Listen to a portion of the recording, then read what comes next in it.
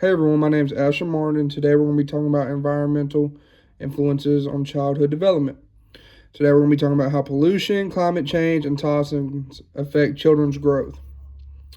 As you can see from these photos, we got like plant right here and like a desert, and then we got like a tree, and we got like a house, like it looks like it's getting flooded. All right, so the first thing we're talking about is why the environment matters. So the environment matters because children are more vulnerable to toxins, and then that could lead to like effects on like rapid like brain and body development. And with those happening, it could also lead to lifelong health precautions and like health risks. As we see in this photo, like you got a baby, you got your brain, you got like a little heart thing, just all depending on like health risks and stuff like that. So first we're going to talk about infancy from like, it says 0 to 2 years.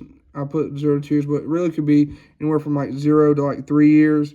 So like we're going to talk about like like it could be like air pollution and like lead exposure. It could delay your development.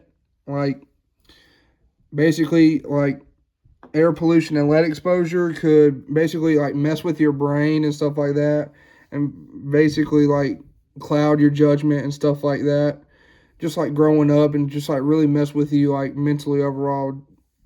And next we're going to talk about is childhood.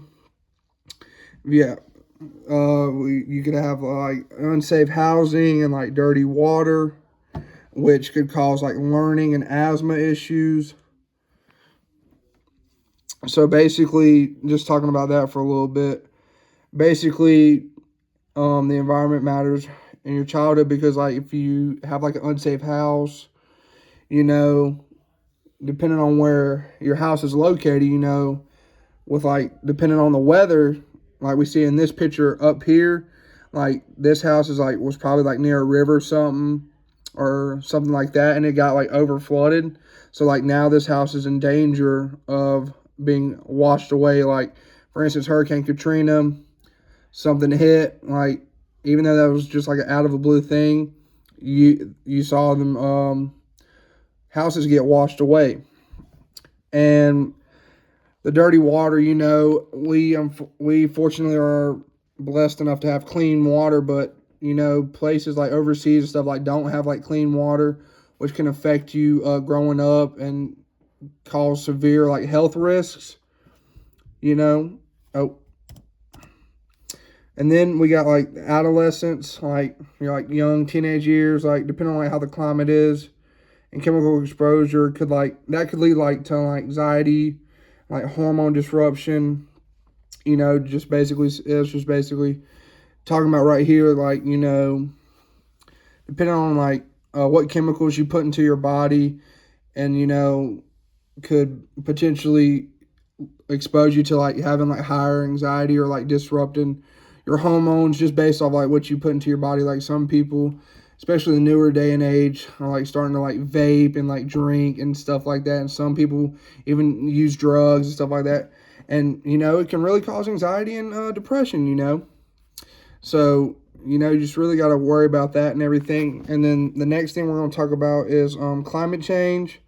So basically, climate change and mental health. So like our house is like, how you say this? Basically, like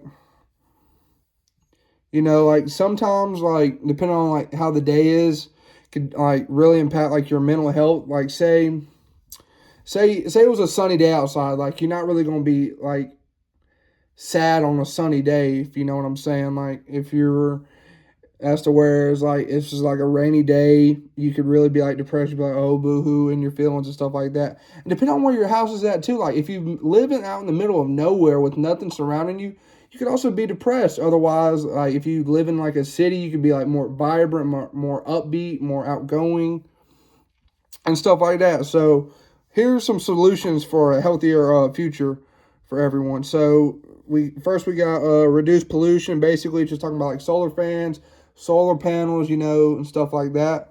And even though we already have clean water, some places don't, but just make sure you check out your water wherever you're at, and make sure you have like clean water. And just, overall your house placement, like, it's a big factor. Like, if you live out in the woods or live out in the city, or like near a beach or an ocean, just be cautious for that. And then just like the next one, we're just going to talk about like education. Just make sure like you're like getting like educated on like your surroundings, stuff like that, and just be like aware of what you got going on around you and stuff like that. And most people try to cut down trees, whereas I think we should grow a little bit more trees, considering we use trees for a whole lot of things. But other than that, this is to protect children and protect our future. And this is my take on environmental influences on childhood development.